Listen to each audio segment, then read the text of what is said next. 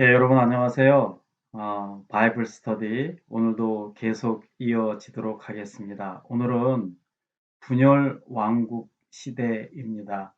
솔로몬 왕의 아들로부터 이스라엘은 둘로 쪼개집니다. 원인은 솔로몬의 범죄와 하나님의 말씀에 대한 이스라엘 백성들의 불순종입니다.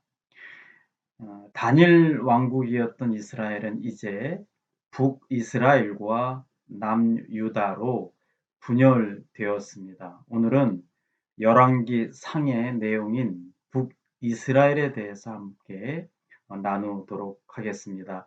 북이스라엘은 아합 왕조를 중심으로 우상 숭배를 하며 하나님을 멀리했습니다. 아예 하나님의 말씀을 들으려 하지 않았습니다. 이에 하나님은 그 유명한 엘리야와 엘리사 선지자를 이 북이스라엘에 보내셨습니다. 이 구약 시대에는 이사야나 에레미야, 에스겔 등등 하나님의 말씀을 받아서 기록한 선지자들, 그래서 기술 선지자라고 하는데요.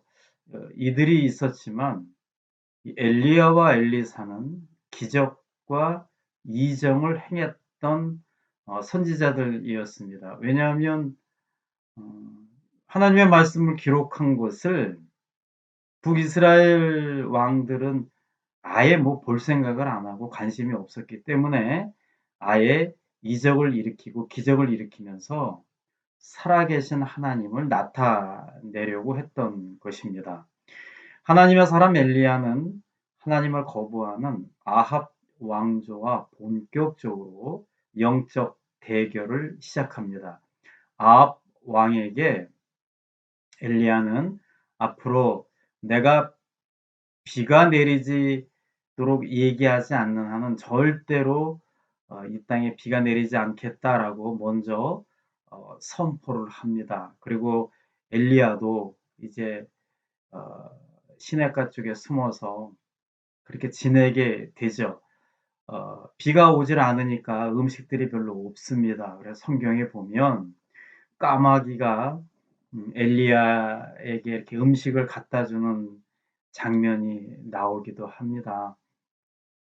그렇게 연명을 지내던 엘리야는 아무래도 이제 계속해서 가뭄이 일어나니 먹을 것이 없었습니다.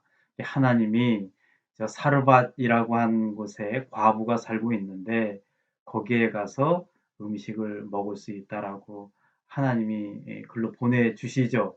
엘리야는 하나님의 말씀대로 그 사르밧 과부를 찾아갑니다. 찾아갔더니 아주 성경이지만 참 눈물겨운 이야기가 나오죠.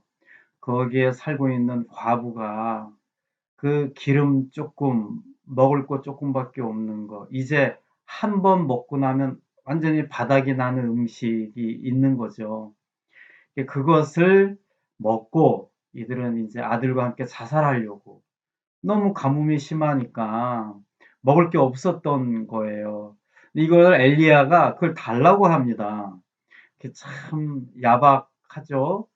예, 이 과부가 또 하나님의 그 사람에게 그 정말 마지막 먹고 죽으려고 했던 그 마지막 남은 음식을 엘리야에게 주게 됩니다. 이때 엘리야가 너희 집에 이 기름이라든가 음식이 앞으로 3년 넘게 비가 안 올 텐데 절대 떨어지지 않을 거라고 이렇게 약속을 하고 실제 음식이 떨어지지 않는 그러한 또 유명한 이야기가 열왕기상에 나오게 됩니다. 이제 거의 3년 넘게 비가 오지 않기 때문에 나라가 초비상이 되었고 온 백성들이 아주 이거 뭐 살 수가 없는 거죠. 이랬을 때 이제 엘리야와 또 아합 왕이 갈멜산에서 아주 그 유명한 대결을 벌입니다. 과연 누가 비를 내리게 할 것이냐. 그래서 아합 왕 쪽에서는 가짜 제사장, 그러니까 말이 제사장이지 그때 당시 하나님을 멀리했고 그저 인간의 비유만 맞추고 그 정말 말만 제사장이었던 850명이 한 팀에 모이고요. 이 한쪽은 오직 엘리야 한 사람이 어떻게 해서든지 어, 비가 내리도록 이렇게 합니다. 이렇게 먼저 그 가짜 제사장 850명이 주문을 외우고 괴성을 지르며 뛰면서 소리를 지릅니다. 비가 내리게 해달라고. 나중에는 하도 안 되니까 이 칼과 창으로 자신의 몸을 찔러서 피가 흐르는 자해 행위까지 합니다. 그런데 뭐 비가 올 기미가 전혀 보이지가 않습니다. 이제 엘리야 차례인데요. 엘리야는 먼저 하나님께 제물을 올립니다. 그리고 기도를 합니다. 이때 성령의 불이 그곳에 떨어지죠. 이 백성들이 이 살아계신 하나님을 직접 눈으로 확인하면서 함성을 지르며 하나님을 연호하게 되죠. 이때 이 백성들이 850명이라고 하는 이 가짜 제사장들을 강가로 데리고 가서 다 죽이게 됩니다. 참 이 구약을 보면요. 뭐 흰색 아니면 검은색입니다. 두 갈래 길입니다. 뭐 연두색, 뭐 빨강색, 주황색 이런 게 없어요. 그냥 하나님이냐 우상이냐 역시 여기서도 그런 그림이 나오는데요. 엘리야가 이제 갈멜산 꼭대기에 올라가서 얼굴을 이 두 무릎에 이렇게 에, 놓고 기도를 합니다. 그러면서 몸종, 그 옆에 있는 몸종에게 멀리 한번 바라봐라. 구름이 오고 있는지, 비구름이 오고 있는지 바라봐라. 안 옵니다. 또 기도합니다. 또 바라봐라. 안 옵니다. 이거 이렇게 7번을 하게 됩니다. 마지막 7번 하고 나서 몸종에게 멀리 그 구름이 오는지를 바라봐라 했을 때 이 몸종이 이렇게 말을 합니다. 주인님, 저 멀리서 요 손바닥만한 구름이 이쪽으로 오고 있습니다. 예, 아주 참 영화 같은 일이 벌어지죠. 그래서 엘리야가 저 구름이 여기에 와서 큰 비가 될 것이라고 이제 이야기하면서 실제 3년 6개월 만에 많은 비가 이 땅에 내리게 되어서 아합 왕의 편이었던 가짜 제사장 850명 있을 때는 비가 내리지 않지만 엘리야가 간절히 기도했을 때 비가 내리면서 비가 내리고 비가 그치고 모든 생사화복은 하나님에게 있다라고 하는 것을 이 말이 아닌 실제 기적과 이적으로 보여주게 됩니다. 이 소식을 들은 이 아합 왕의 아내 이세벨 아주 유명한 여인인데요. 이 여인이 펄쩍 뛰면서 아니 감히 어떻게 제사장 850명을 죽였냐고 이 비가 내리게 한 거는 그새 또 다 잊어버리고 엘리야를 죽이겠다라고 합니다. 이때 엘리야가 그 놀라운 기적을 펼쳤는데 피신을 하게 되죠. 원래 숨어 있을 때 하나님이 또 엘리야를 찾아가십니다. 그러면서 왜 너 여기서 혼자 있느냐고 그러시면서 하나님이 어, 엘리야에게 너는 왕에게도 기름을 부어야 되고 또 이런 또 선지자의 역할을 해야 되고 또 엘리사라고 하는 제자도 네가 내가 이렇게 기름을 부어야 한다라면서 그 두려움과 그 떨고 있는 그 엘리야에게 이렇게 말씀을 하죠. 너 혼자 있는 게 아니다. 이스라엘 가운데에는 우상 숭배를 하지 않고 아합 왕을 따르지 않고 하나님을 믿고 의지하는 7천 명이 있다.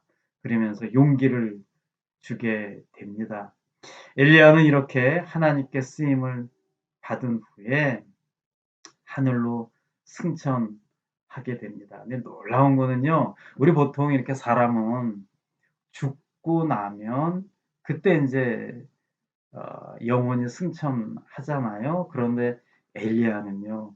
죽지 않고 하늘로 승천하는 그 참 위대한 인물이 됩니다. 하늘에서 불수레와 불말을 타고 하늘로 들려 올라가죠. 예. 이때 또 제자인 엘리사가 등장을 하면서 그 하늘로 승천하는 엘리야에게 이렇게 부탁을 합니다. 당신의 그 영감이 갑절이나 나에게 있게 해달라고 엘리사에게 축복 기도를 부탁하죠. 참 엘리야도 대단하지만 그의 제자 엘리사도 참 대단한데요. 자, 이제 엘리야의 제자 엘리사의 이야기입니다. 열왕기 하의 내용인데요. 어, 엘리사의 경우는 엘리야가 하늘로 승천할 때 어, 엘리야보다 갑절의 영감을 달라고 구했죠. 참 대단한 사람인데요. 스승 엘리사에게 당신의 영감이 갑절이나 내게 있기를 구했던 엘리사는 성경 인물 중에 예수님 다음으로 가장 많은 이적을 행한 사람입니다. 병자를 고쳐 주었고, 또 수렙 여인의 아들을 살렸고, 또 독이 든 국을 깨끗하게 했고, 그 유명한 나아만 문둥병 환자를 깨끗하게 해 주었습니다.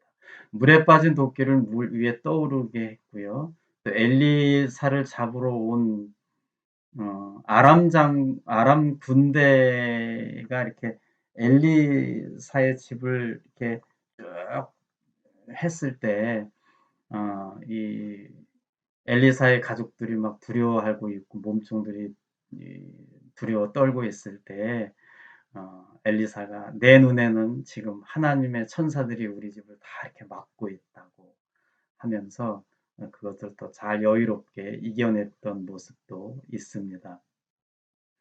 엘리사는 이 땅에 많은 이적들을 베풀었습니다.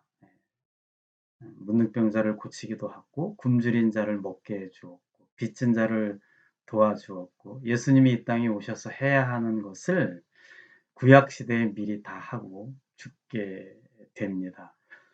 하나님의 살아계심과 이스라엘에 대한 사랑을 증거했던 엘리야와 엘리사 이 두 선지자를 통해서 하나님은 결국 이스라엘 왕조를 바꾸게 되었지만 결국 그들은 끝까지 하나님을 거부하게 됩니다. 이에 기원전 722년 왕국이 분열된 지 약 200년 만에 북이스라엘이 망하게 됩니다. 이때 하나님은 끝까지 아모스와 호세아 선지자를 북이스라엘에 보내시죠. 그래서 끊임없이 하나님께 돌아가라고 하나님 말씀대로 회복하라고 또 하나님의 공의를 구했고 그랬지만 결국 그들은 끝까지 하나님을 거부하게 됩니다.